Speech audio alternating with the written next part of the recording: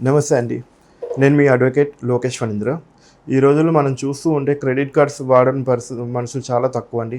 చాలామందికి క్రెడిట్ కార్డులు ఉంటున్నాయి. అలానే పర్సనల్ లోన్స్ గానీ, లోన్ యాప్స్‌లో గల లోన్‌లు తీసుకోవటం గానీ ఇవి చేస్తూనే ఉంటారు. అయితే ఈ క్రెడిట్ కార్డ్ తీసుకున్నప్పుడు బానే ఉంటది. తర్వాత వాడుతూ ఉంటారు. వాడిన తర్వాత కొన్ని సందర్భాలలో జనరల్‌గా క్రెడిట్ కార్డ్ తీసుకున్నప్పుడు వాళ్ళు కట్టాలి, మంచిగా సిబిల్ స్కోర్ మెయింటైన్ చేయాలనే ఉంటది. కానీ కొన్ని సందర్భాలలో వాళ్ళు రీపే చేయలేని పరిస్థితికి వెళ్ళిపోతూ ఉంటారు.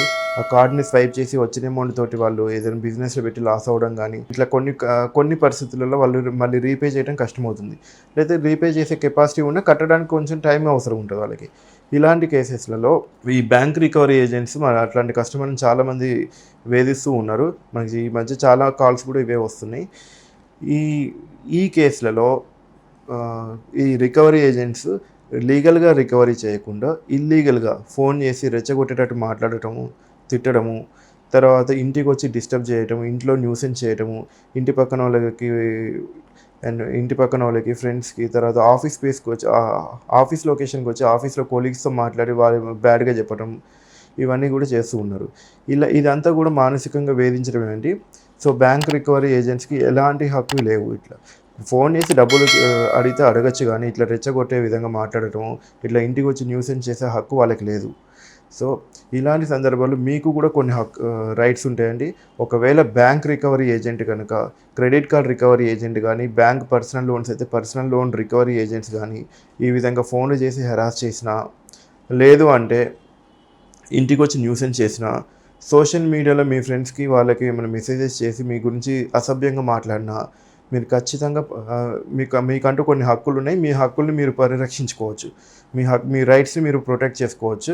మీరు సింపుల్‌గా సివిల్ కోర్ట్‌కి వెళ్ళి, దగ్గరలో ఉన్న సివిల్ కోర్ట్‌కి వెళ్ళి ఇంజంక్షన్ ఆర్డర్ ఫైల్ చేసుకుంటే, వాళ్ళు మీకు ఫోన్ చేయకుండా అండ్ మీ దరిదాపుల్లోకి రాకుండా కోర్ట్ వాళ్ళు మీకు ఇంజంక్షన్ ఆర్డర్ ఇచ్చే అవకాశం ఉంది.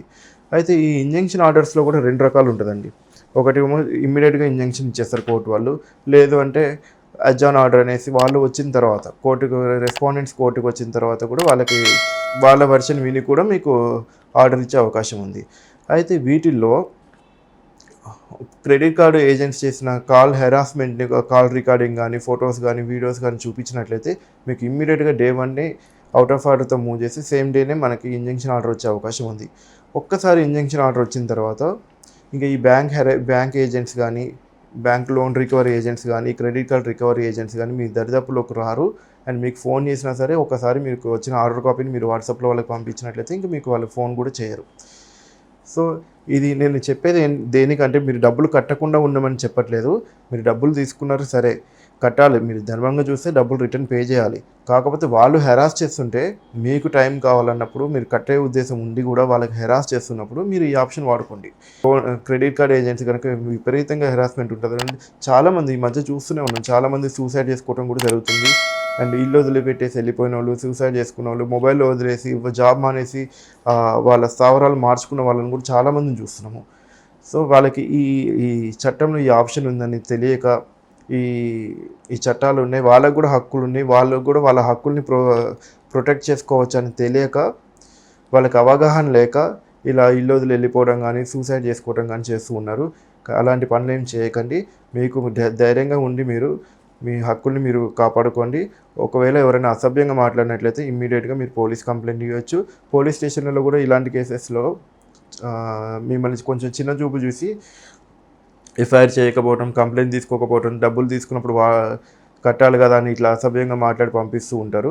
అందుకని మీరు సివిల్ కోర్ట్‌లో వేసినట్లయితే జడ్జి గారికి ఒకసారి మొత్తం క్లియర్‌గా ఎక్స్‌ప్లెయిన్ చేసి చెప్పినట్లయితే మీకు ఇమ్మీడియేట్‌గా వెంటనే ఇంజంక్షన్ ఆర్డర్ వచ్చే అవకాశం ఉంది. ఒక్కసారి ఇంజంక్షన్ ఆర్డర్ వస్తే మీకు ప్రశాంతంగా డబ్బులు కట్టుకోవడానికి కావాల్సినంత టైం కూడా దొరుకుతుంది. ఇది అందరూ గుర్తుంచుకొని అవసరమైనప్పుడు వాడుకోవాల్సిందిగా